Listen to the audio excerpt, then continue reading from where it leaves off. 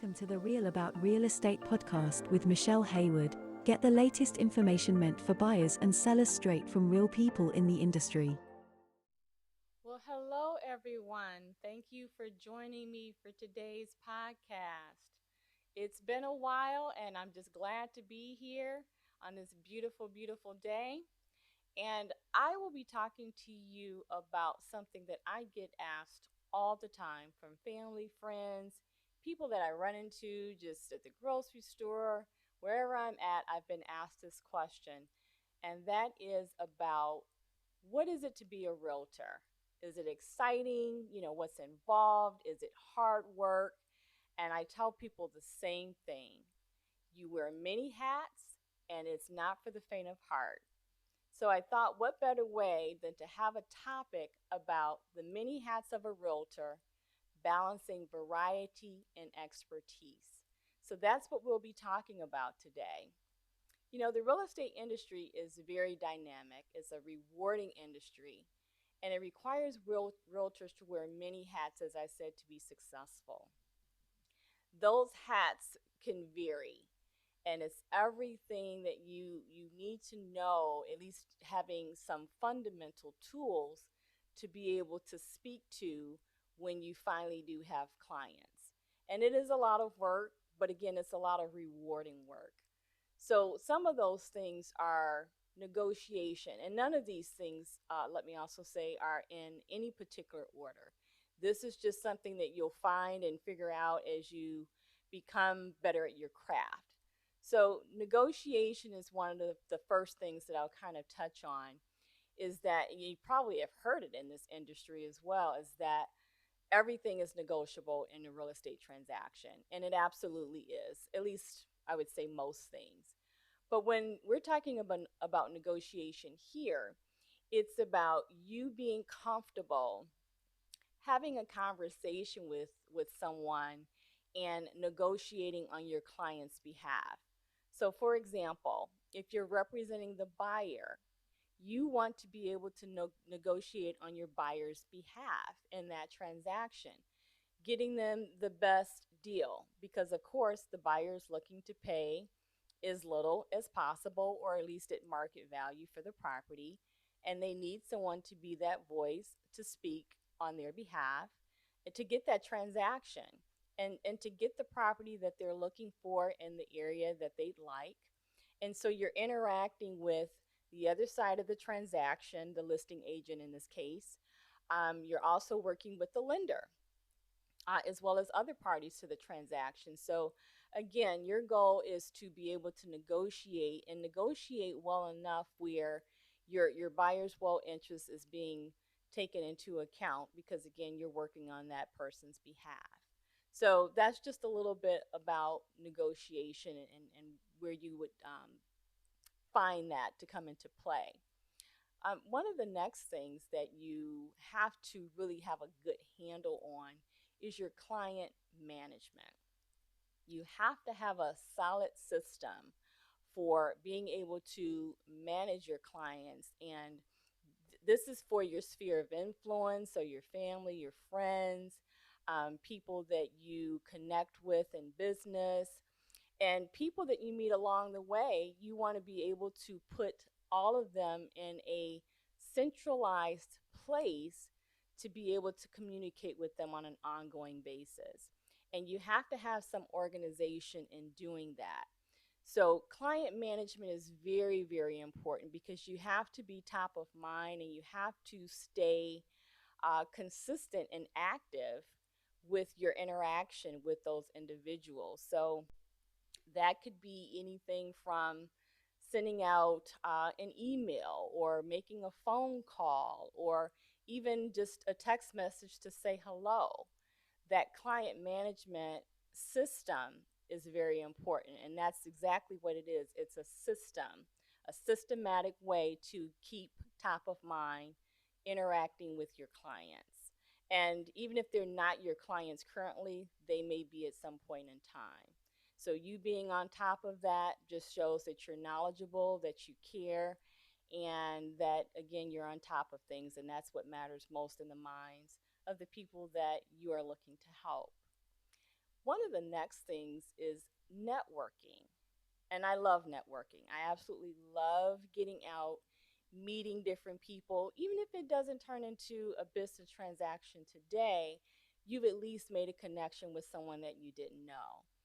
And sometimes that means you get to know people from mutual connections.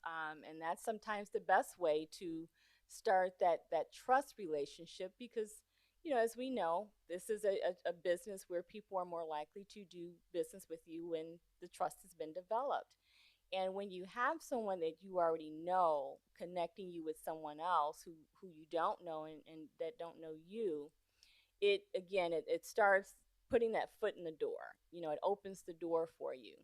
So getting out, networking, if you're uncomfortable about getting out in front of people and striking up a conversation, that's one of the areas you're just going to have to get comfortable with. And really every area that I talk about here, you will have to get comfortable with. You have to get out of your comfort zone to be a realtor. You can be shy, but you have to push past that. You can have fears, as we all do, because it's not easy to put yourself out there. You don't know how people will respond to you. But quite honestly, you have to just build up the confidence. And a lot of that is just done from, self motivation, self affirmation, and just knowing that you are capable to do whatever you set your mind at doing. Studying, educating yourself so you can be confident in the things that you're talking about, that helps greatly. But again, going back to that networking, you have to get out, meet people, join different organizations, chambers, attend different events. And sometimes after you've done some of that, those other things just kind of fall in line, they just fall in place. Before you know it, you'll be at a function and somebody you didn't know the last event is introducing you to somebody else new. So that's just kind of how it works. So you put on your smile and get to networking. The next thing that I want to talk about is marketing.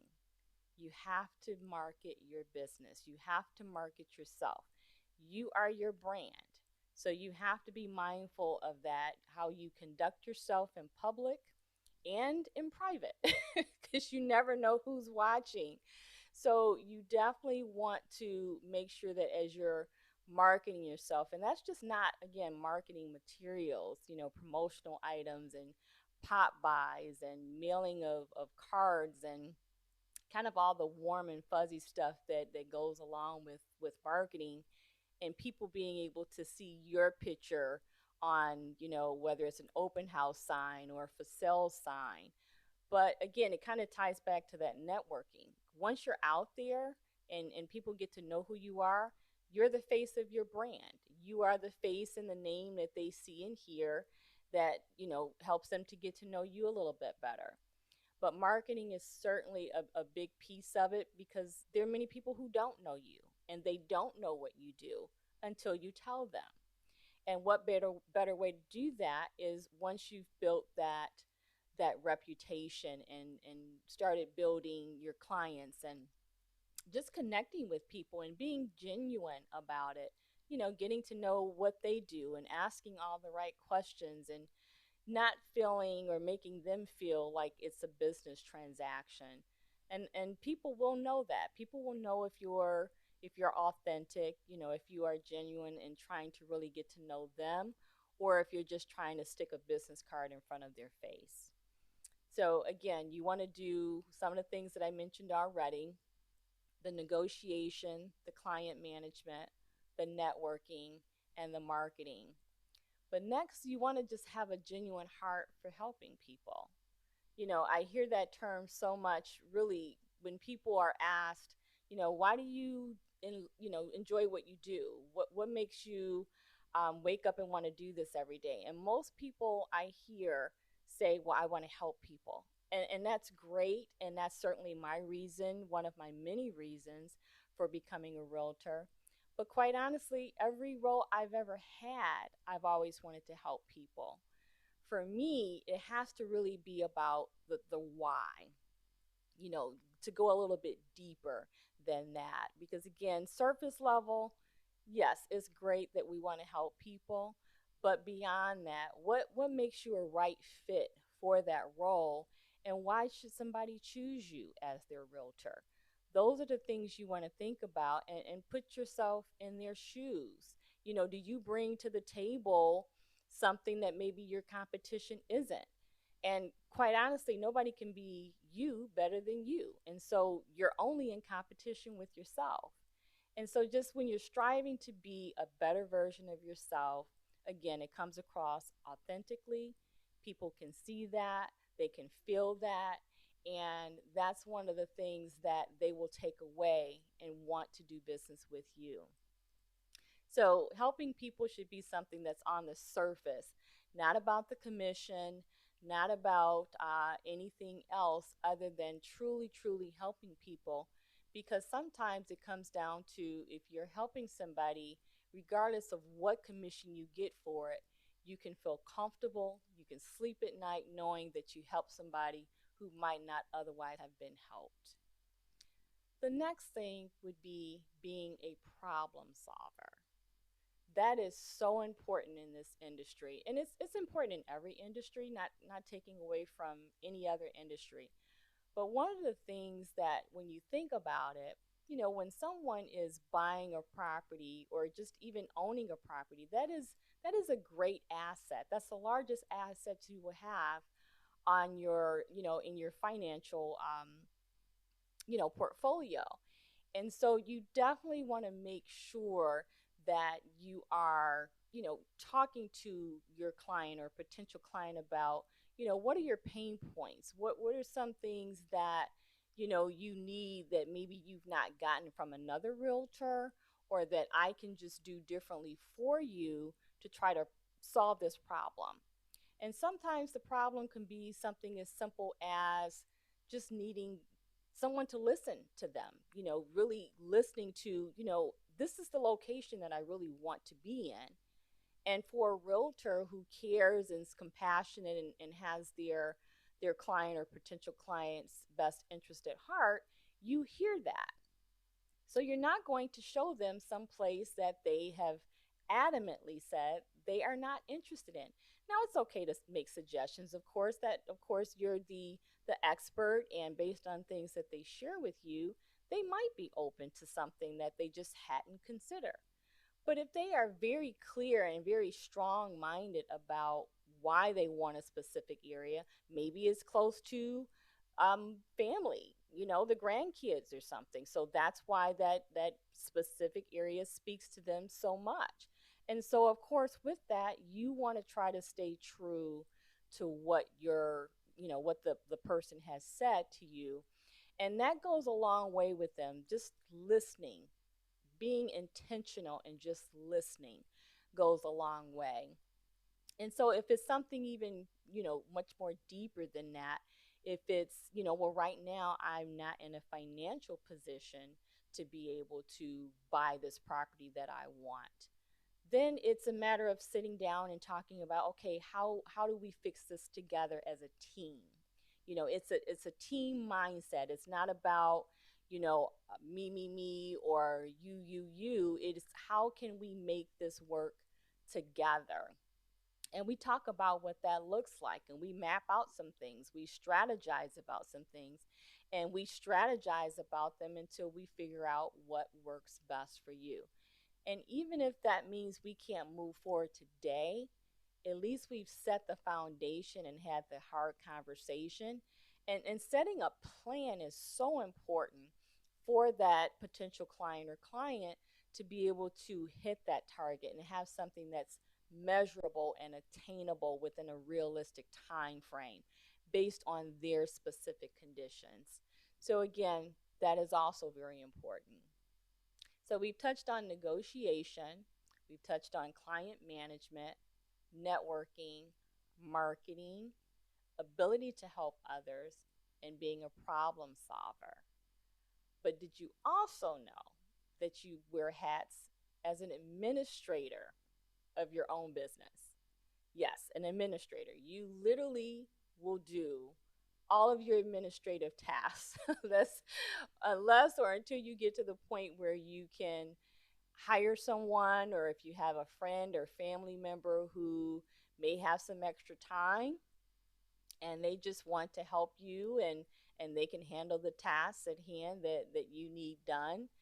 But everything administrative that you can possibly think of that goes into running a business as a whole is the same thing that you have to do when you own your own business as a realtor. So that means the ordering of, just promotional items and supplies, and being able to package those and mail those off. It means determining what area you're going to market to. Your emails, your any written communications, the phone calls that have to be made. So again, there's a lot of time that goes into every aspect of what you have to do. And so to be intentional about it and to structure a plan is going to help you greatly in trying to adhere to the time frames that you've allotted for doing some of those things. So time management is very, very key. You want to make sure that, whether you're setting your timer to make sure you're accomplishing one task before you've moved on to another task, focusing on those that are priority over something else. And one of the things that I have learned and I continue to learn, and I've gotten so much better at it, and that is if I get a personal call during the time that is considered my work time, whatever that is for you, you do not accept those personal calls. You do not take that time to do personal things. And I know that can be hard because, again, I am guilty of it and I've gotten so much better with it. And because I try to stay true to myself and my business and its success, that's the only way I operate now. And I have seen the benefit in doing it that way. Because otherwise, family and friends, they mean well. But by the time you pick up that phone for what you think might be a quick 5-minute conversation, has now turned into a half hour. A half hour that you could have spent working and doing other things to build your business.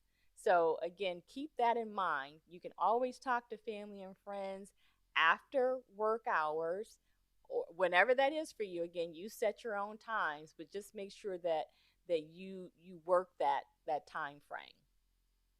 So one of the next things that I want to talk about is continuing education. I know many of you have probably heard that, as a realtor in many industries, quite honestly, you have a requirement that you have to have so many continuing education courses and hours to maintain your licensing. And that's no different than, in this industry, being a realtor. You have to have so many hours, and every state varies as to what those requirements are. But it's a great way to, stay abreast of what's going on in the market, the different laws that, are forever changing. It keeps you just, again, well aware of things to keep you in the know. And that goes a long way when you're talking to people, because I run into people all the time at different places, and when I tell them that I'm a realtor, the first thing I get is, so, what's going on with the market? Can you talk to me a little bit about this? Or, yeah, I heard about that. Do you know anything about this? And it's great to be able to speak to those things and know what they're talking about and even shed light in many cases. And I always look at it as educating and informing. And quite honestly, that goes a long way because not everybody takes the time to have a conversation with someone, even if it's just a short conversation to say, well, yes, I'm familiar with that. Let me talk to you a little bit about it. Or maybe that's not quite all the information that you have being correct information. So let me shed some light on that for you, and maybe put it in different terms, or provide you some information that might be helpful. Can I get your email? It's a great way too to keep in contact with them, adding them to that client management platform, to keep that connection, because they now look at you as an expert in that field, whatever that field may be. And people appreciate when you've taken just a few minutes to enlighten them about something, or just to have a conversation about something that obviously concern them. Or even if it's just a conversation starter, a break the ice conversation. It's just great to talk about things that you have in common. And so, one of the last things that I want to talk about is that you want to be able to have a good foundation, good knowledge of the different financing options out there. So, the different loan types that are out there. You don't have to be an expert in the field. That's what you have your mortgage lenders for. And those relationships with those mortgage lenders, you can always reach out to them to ask questions, or even pass along the information to that client or potential client to connect with that lender, so that lender can talk more in depth about the different loan types and vehicles that they have available today, because it's forever changing. And while most mortgage lenders have pretty much the same types of products and services, sometimes they have something a little bit different. Quite honestly, they're trying to stay top of mind, just like us realtors and others in different industries. And what better way to do that than to offer certain services and programs that they've tailored to, a specific seller or buyer, based on the market, because a lot of things are, as you know, driven by the market. So those are pretty much everything that I wanted to cover with you.